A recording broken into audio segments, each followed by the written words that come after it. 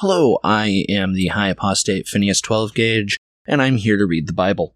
But first, I fucked up on something weird, and I need to make a correction. I called astronomy astrology during the last Bible study, and I would like to apologize to the field of astronomy. It did absolutely nothing to deserve that. Bible study. Genesis chapter 9. So God blessed Noah and his sons, and said to them, "Be fruitful and multiply, and fill the earth. And the fear of you and the dread of you will be on every wild animal of the earth, and on every tame animal on the earth, and on every flying creature of the sky, and on everything that crawls on the ground, and on all the fish of the sea. Into your power they are given." I tried to read that with the reverence that some people may think it deserves. Incidentally, that is why no one's ever attacked by bears. They're too afraid of us and our power. Google it. In all of human history, you'll never find one case of an animal being able to overcome the fear that God put into them to attack a person. Every moving thing that lives will be food for you until Leviticus. As I gave the green plants, I now give you everything. Which raises a weird question. If God wanted us all to be vegetarians, why did he shit so hard on Cain's offering? Because only he gets to eat the meat? But we were already like God, so wouldn't we also need to eat the meat? I guess part of being like God is choosing whether or not to eat meat, and then being able to tell the things you create whether or not to eat meat.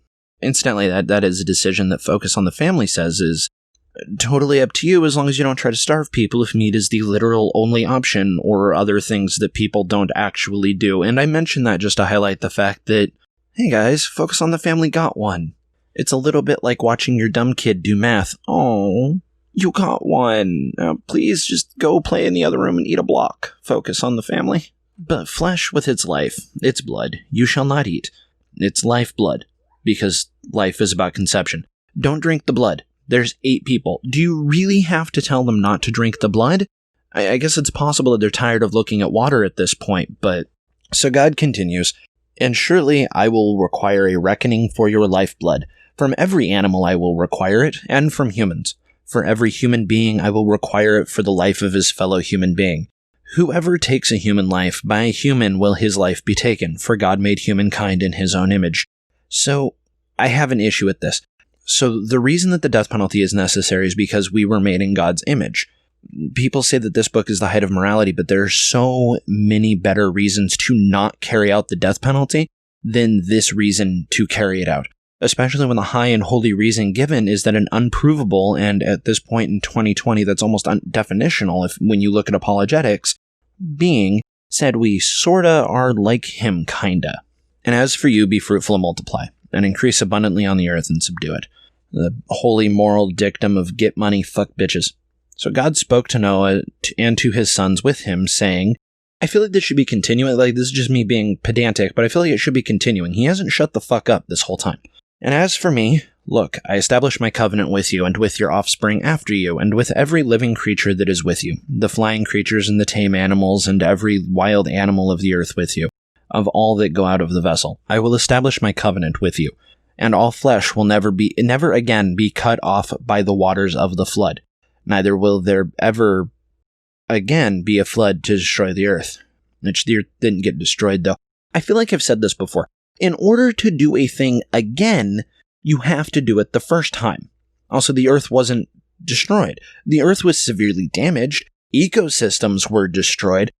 And to be honest, I know I'm being nitpicky, but I don't mind nitpicking an almighty being, because an almighty being should fucking know better than to act like he doesn't know what words mean.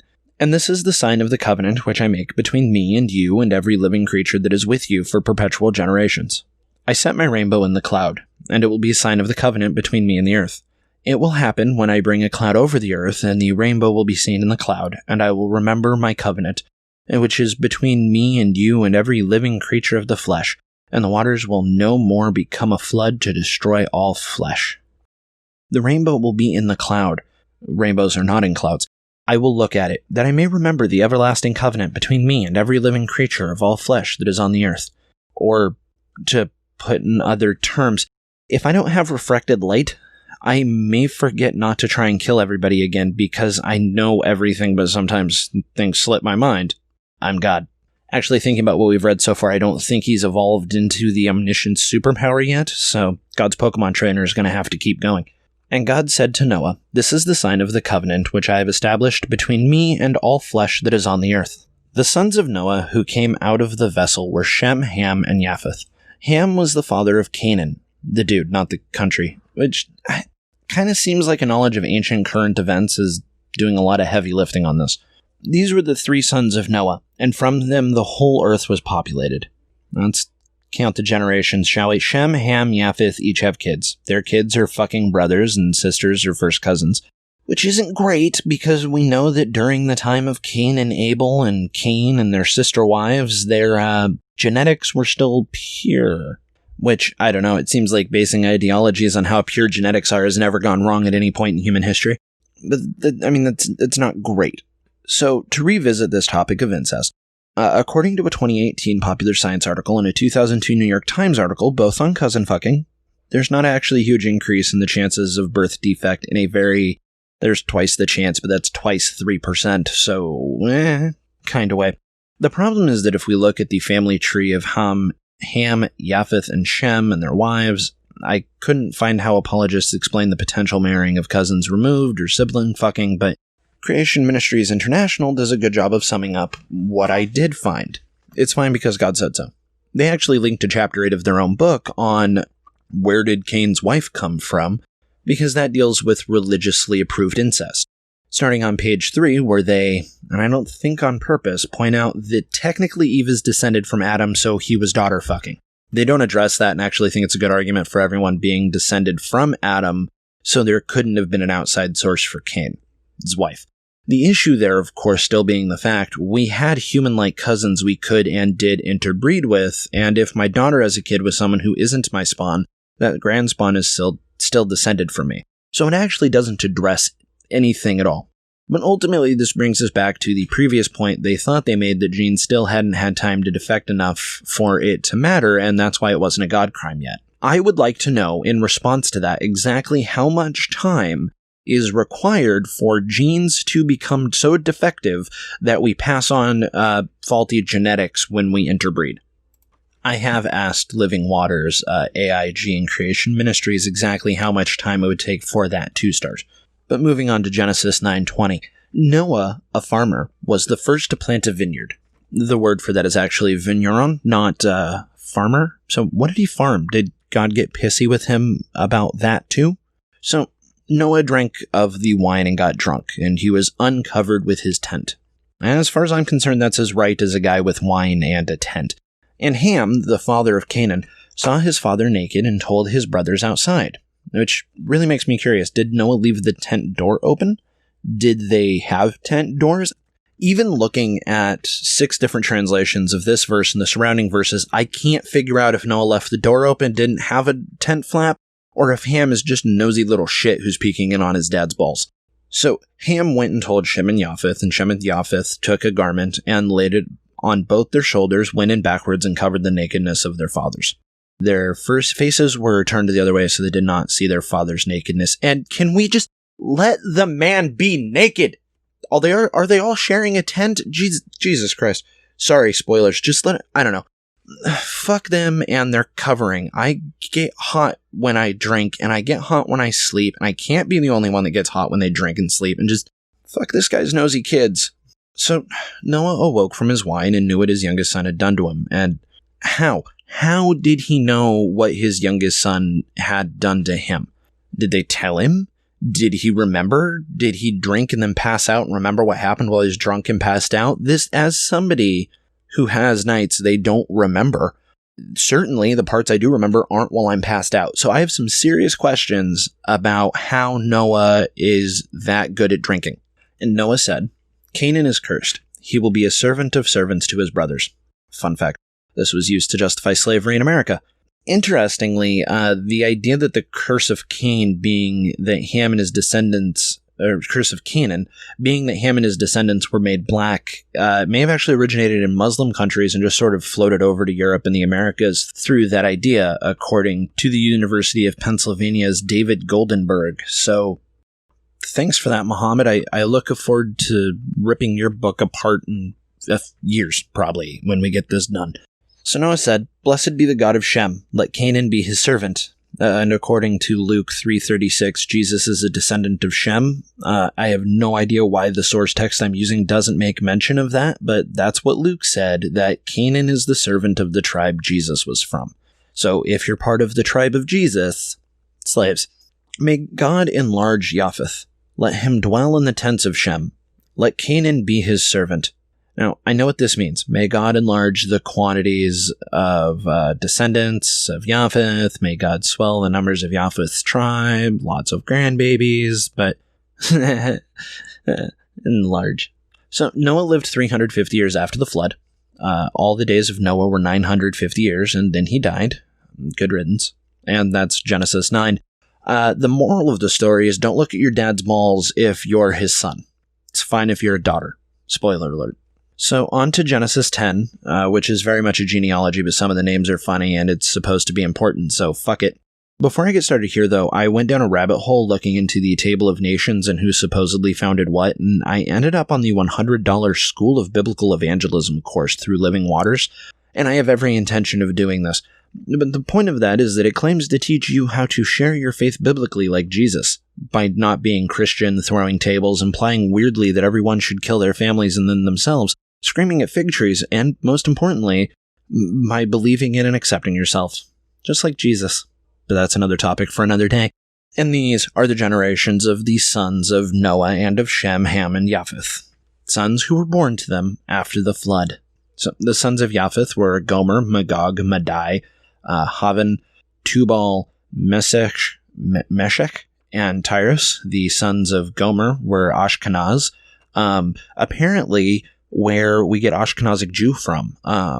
So that was interesting to find out about myself, is that I am a Japhethite, if you go back far enough. And then Riphath and Togarma. The sons of Yavin were Elisha, Tarshish, Kittim, and Rodanum. And from these, the coastlands of the nation separated into their territories, everyone according to its language, according to their families in their nations. Which is really confusing because it's Nimrod that does the Tower of Babel stuff, and more on him and Josephus Flavius in a bit. So if you're familiar with the story of the Tower of Babel, who isn't, you end up going, hey, what the hell, there aren't separate languages yet. But really, it's just a badly written book, and the guy responsible for Babel is their cousin, and Ham really should have gone first. The sons of Ham. Cush, Mizraim, Put, and Canaan. Again, the dude's not the place. So the sons of Cush, Seba, Havilah, Sabta, Rama, Sabteka, the sons of Rama, Sheba, and Dedan. Cush became the father of Nimrod, the Babel guy.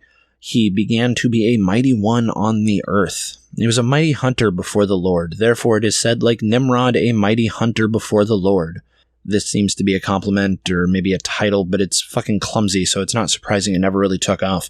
And the beginning of his kingdom was Babel, as will happen when you're the Babel guy, and Akkad and Calneh, in the land of Shinar.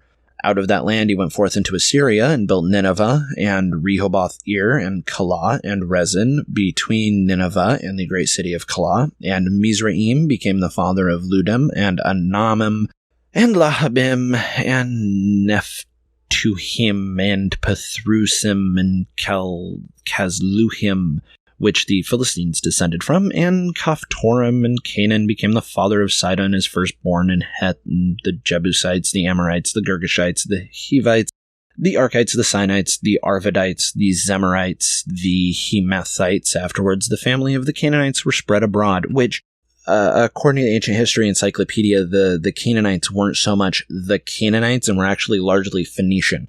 It was one of the things where if you were Phoenician, you were a Canaanite, but if you were a Canaanite, you weren't necessarily a Phoenician. So that really kind of gives an impression that the person who wrote this book isn't particularly concerned with the specifics and the anthropology of the culture of the Canaanites and who the Canaanites were, which you'd think, given the fact that this book was written, I'm gonna go with by Moses. I understand it's by Moses. I may find out something else later, and that's fine. But you would think he would want to know that, especially since the Canaanites and the Phoenicians are still going to be relevant later. And the border of the Canaanites was from Sidon as you go to Gerar to Gaza, as you go towards Sodom and Gomorrah, and Admah and Zeboim to Lasha. These are the sons of Ham, after their family, after the languages, in their lands, in their nations. To Shem was born all the children of Eber, the elder brother of Japheth. To him also were children born, the sons of Shem, Elam, Ashur, Arpachshad, Lud, Aram, the sons of Aram, Uz, and Hul, and Gether, and Mash, the Arpachshad. And Arpachshad became the father of Canaan, and Canaan, Kenan, became the father of Shelah, and Shelah became the father of Eber, and Eber had Peleg, for in his days the earth was divided, and his brother was named Yoktan. And Yoktan became the father of Almodad, and Sheleph, and Hazarmaveth, and Jerah, and Hadaram, and Uzal, and Dikla, and Obal, and Abimael, and Sheba, and Ophir, and Havilah, and Yobab. All these were the sons of Yoktan. Their dwelling was from Mesha as you go toward Safar, the mountains of the east. These are the sons of Shem, after their families, after the languages, in their lands, after their nations. These are the families of the sons of Noah, after their generations, in their nations, and from these nations branched out on the earth after the flood. Alright, so I told you that story, I'll tell you this one. This genealogy isn't a small deal, and arguably it's one of the more important ones presented in the Bible. This one leads to the dispersal of language, the founding of Israel, and the origin of what will become nations that hate each other for badly defined reasons, and eventually Jesus. And so is defended by answers in Genesis, which caused me to learn about a Chinese ethnic group that is a lot more interesting than anything happened here, and also buying a copy of the works of Flavius Josephus. The reason this article is interesting to me at all is because it relies on outside sources to try and make its point. Now, it doesn't seem sure what its point is, but whatever they thought they were proving, they were trying to do with sources outside the Bible. They failed. Most of their sources are monks, like Nennius, who I do not know about, but will be learning more about, I'm sure, and Flavius Josephus, who I've been reading a bunch of lately, and he's just a product of his time, and like AIG says, is clearly working out of the book of Genesis, and trying to put things together, which is common with Jews. A mental exercise of the Jews, as I understand it from the rabbi that I talked to when I went to temple, what they would do is they would try to figure out what else was going on. It was kind of a mental exercise, apologetics. What was Noah's wife doing? Who was this person? What was going on here? And they would try and figure that out. And it seems very much like Flavius Josephus, the Jew, was a Jew, and he was doing that kind of stuff, where he was just trying to get it to make sense and study and figure out what was going on. The problem here is Chinese people. Nope, don't like how I said that. The problem here is, as far as I can tell, unfounded bullshit about Chinese, specifically the Miao. And I looked up multiple resources on how to pronounce that, and it is Miao. I'm not just being crude. Everything else I will do my best on and fuck up, but I wanted to be sure about that before I made a kitty noise into a live microphone. So what they say about the Miao is that they have a myth about a guy named Nua, and he had 3 kids, Lohan, Loshen, and Yafu. And that really sounds on the nose, doesn't it? Suspiciously so. So I'm really glad that I got to look into the Miao people, because there aren't many societies I know of who are like them, and they have a really interesting and unique and wonderful culture. And they have a really cool instrument called the lusheng, which is kind of like a reed, if a reed saxophone had one with a harmonica. It is so super cool. I love it so much, and it's integral to their culture. According to the CGTV video in the show notes, they are an ancestor to harmonica and other reed instruments. They have a really cool greeting ceremonies and apparently don't write much, instead having oral and sang traditions. So that lusheng is integral in how they communicate and how they share their culture and how they pass down their history, and I'm very excited to know about them. What I'm saying is look into the Miao people. There's about 11 million of them in the world, most of whom are in Guizhou province of China. They have a really interesting and ancient culture, and I have fallen in love with the musicality of it while I was researching this episode. Even aware of the fact that a lot of what I found is probably just Chinese government propaganda. But that historically based propaganda is still better sourced and more reliable than this bullshit funneled through AIG for the Institute of Creation Research. The grabbing onto the Miao people to try and claim that the biblical creation myth is a global one is sourced by AIG, and the Institute of Creation Research, of course, and forever, can fuck itself. So the opening piece on the Miao flood story is this. The Miao tribes, or as it is spelled in most encyclopedias, Miaotso, I believe, at one time occupied most of inland China south of the Yangtze River, but have gradually been driven into the mountains of the southwest by the better armed and better organized Chinese. The Miao of our section claim to have been driven out of the Jiangxi province. So to fact check that real quick so far, it is true that the Miao people are potentially multiple ethnic groups. The Miao who are in China apparently tend to go by Miao, and the ones out of China prefer to go by Hmong. That comes from Wikipedia because reliable information about the Miao is really tough to come by, and we're focusing on this particular paper by the ICR, or this will just become me talking about how beautiful the ceremonial outfits are during the Golden Peasant Dance. So I can't find anything about the Miao people coming out of the Jiangxi province. I can find the Jiangxi province, which could be the same, but opinion can make it hard to figure out what's up with translations. So it could be bullshit, and it could just be the two different ways of translating it kind of butted heads a little bit. What's definitely bullshit is their assertion that they came up with independently a flood story that mirrored the Genesis account of the flood. To explain this, they then express, quote, "The Miao traditions are very precise as compared with those of many primitive people.